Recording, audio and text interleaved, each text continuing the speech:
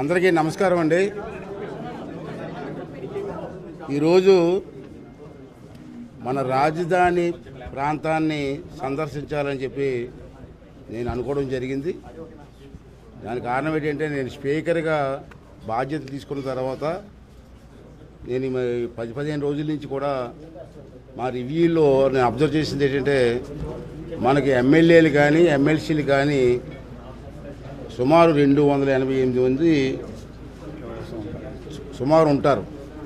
వాళ్ళందరికీ కూడా ఇక్కడ అకామిడేషన్ లేక చాలా ఇబ్బందులు పడుతున్నారు. ఏదో చిన్న చిన్న హోటల్లో ఉండడం, రావడం, మీటింగ్లు రావడం, వెళ్ళడం జరుగుతుంది. అంచేత ఆల్రెడీ చంద్రబాబు నాయుడు గారు మంచి బ్యూటిఫుల్ ప్లాన్ చేశారు. ఇలా చూశాను, ఫస్ట్ టైం రావడం. నేను ఇంత ముందుకు వచ్చారు కానీ రోడ్డు మీద వెళ్ళిపోయాను. నేను ఒక స్పీకర్ హోదాలో ఫస్ట్ టైం రావడం జరిగింది. చాలా బ్రహ్మాండం కట్టారు. టవర్స్ 12 టవర్స్ 12 టవర్స్ ఉన్నాయి. ఒక్కో టవర్ ఒక్కొక్క ఫ్లోర్లో 2 రూమ్స్ తప్పని సుమారు 288 క్వార్టర్స్. మీరు చూశారు ఇలా చాలా. నేను హైదరాబాద్లో కూడా 83 నుంచి ఎమ్మెల్యేగా ఉన్నా, 42 సంవత్సరాల నుంచి ఎమ్మెల్యేగా ఉన్నాను. హైదరాబాద్ లాంటి సిటీలో కూడా ఇంత బ్రహ్మాండమైన క్వార్టర్స్ లేవు ఎమ్మెల్యేలకి. చాలా బ్రహ్మాండంగా ప్లాన్ చేశారు ఆ రోజు చంద్రబాబు నాయుడు టైంలో. అది దురదృష్టం, గత 5 సంవత్సరాల్లో నాయకుల తాలూకు పేరేంది లేదు, పేరు చెప్పకూడదు. నేను నాయకుల తాలూకు నిర్లక్ష్యం వల్ల మొత్తం ప్రాంతం అంతా శిథిలావస్థకు వచ్చింది.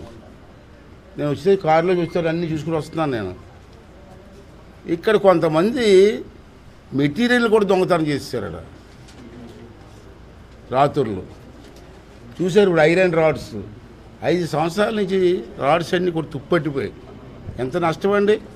ఆ రోజు ఎస్టిమేషన్కి ఇప్పుడు మళ్ళీ స్టార్ట్ చేస్తే ఎస్టిమేషన్కి సుమారు 300 కోట్లు సుమారు ఎక్సెస్ అవుతుంది. ఇప్పుడు మళ్ళీ రీటెండర్స్ పిలాలా, మొత్తం వర్క్లన్నీ కూడా పిలాలంటే కాంట్రాక్ట్లు ఏమన్నారంటే, ఆ రోజు రేటు వేరండి, ఈ రోజు రేటు వేరండి, ప్రజెంట్ రేట్ ఇస్తే మేము చేయడానికి సిద్ధంగా ఉన్నామని చెప్పి వాళ్ళు అన్నారు. ప్రజెంట్ రేట్ ఇవ్వాలంటే పాత ఎస్టిమేషన్కి ఈ ఎస్టిమేషన్కి సుమారు 300 కోట్లు తేడా వస్తుంది.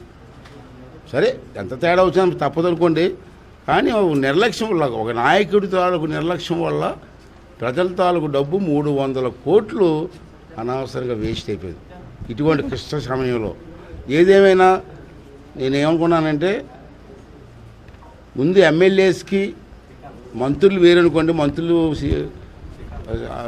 సెక్షన్ వేరే చూస్తున్నారు, జడ్జెస్ సెక్షన్ వేరే చూస్తున్నారు. యాజ్ ఏ స్పీకర్గా వీళ్ళకి అకామిడేషన్ కల్పించడానికి బాధ్యత నాకు ఉంది. కాబట్టి నేను ఇప్పుడే కమిషనర్ గారితో, దానికి సంబంధించిన అధికారులందరితో కూడా అసెంబ్లీలో మీటింగ్ పెట్టారు. మీకు కూడా తెలుసు. మేము అంతగా నిర్ణయం తీసుకొని దీనికి ఎంత బడ్జెట్ అవుతుంది ఎక్స్ట్రా, అలాగే ముఖ్యమంత్రి గారి దృష్టి తీసుకెళ్ళి ఫైనాన్స్ డిపార్ట్మెంట్ తీసుకొచ్చి ఆ డబ్బుని రిలీజ్ చేసి త్వరతగతిని ఈ బిల్డింగ్స్ పూర్తి చేయాలని చెప్పి ఒక లక్ష్యానికి వచ్చాం మేము. అయితే ఎంత టైం త్వరతగతిని అంటే సంవత్సరం అవసరం, అదిగా నాకు కావాల్సింది 6 నెలల, 7 నెలల, 8 నెలల, 9 నెలల. లాస్ట్ వాళ్ళకి ఇచ్చిన ఛాన్స్ అవకాశం ఏంటంటే 9 నెలలు.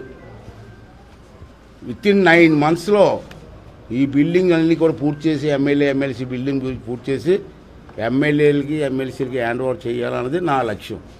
అదే మన కమిషనర్ గారికి మా సెక్రటరీ గారికి చెప్పడం జరిగింది. దానికి వాళ్ళు కూడా నైట్ అండ్ డే పనిచేసి మీకు అప్పగిస్తామని చెప్పి మాట ఇవ్వడం జరిగింది. చాలా సంతోషం.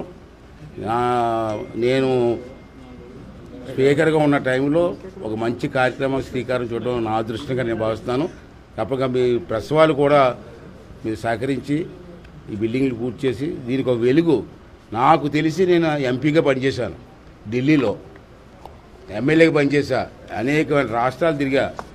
ఇటువంటి ప్లాన్ ఏ రాష్ట్రంలో లేదండి. నేను గుజరాత్ ఒకటే చూడలేదు కానీ మిగతా రాష్ట్రాలన్నీ చూశాను.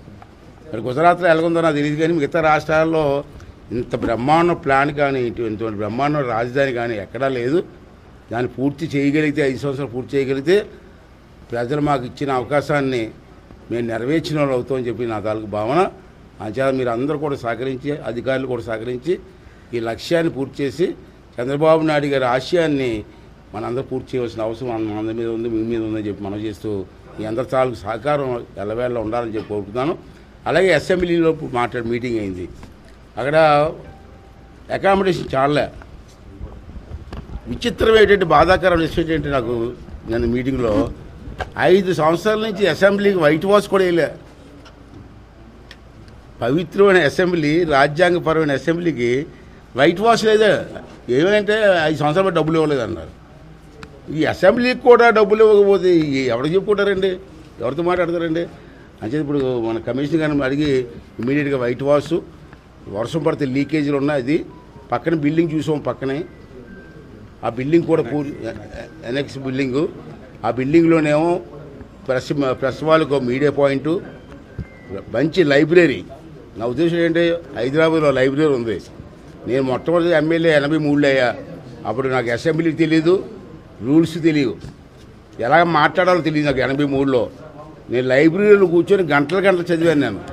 పూర్వం పెద్దలు గౌతు లచ్చన్న గారు అటువంటి పెద్దల తాలూకు స్పీచెస్ అన్నీ లైబ్రరీలో ఉన్నాయి. అవన్నీ చదివి 30480, 0/80 ఇవన్నీ నేర్చుకున్నాను. అటువంటి లైబ్రరీ మళ్ళీ మన అసెంబ్లీలో ఉండాలన్నది నా భావన. అది కూడా హాల్ కూడా తయారు చేయమన్నాం, పైనేమో రూమ్స్ కూడా తయారు చేయమన్నాం. అలా క్యాంటీన్ ఒకటి మనకే కాదు, ఎమ్మెల్యేలకి కాదు, పబ్లిక్ ఎవరు వచ్చినా సరే క్యాంటీన్లో దూరంగా వెళ్ళకుండా అక్కడ ఒక టిఫిన్ సెక్షన్ కూడా ఏర్పాటు చేయమని చెప్పడం జరిగింది. ఇవన్నీ కూడా మాడిఫై చేస్తున్నాం. దానికి మీ ప్రెస్ వారి సహకారం కూడా కావాలని చెప్పి మీ అందరిని కోరుకుంటూ అధికారులను అందరినీ రిక్వెస్ట్ చేస్తున్నాను. ఇది ఆర్డర్ కాదు, నేను యాజ్ ఎ స్పీకర్గా నేను ఆర్డర్ ఇవ్వట్లే, రిక్వెస్ట్ చేస్తున్నాను.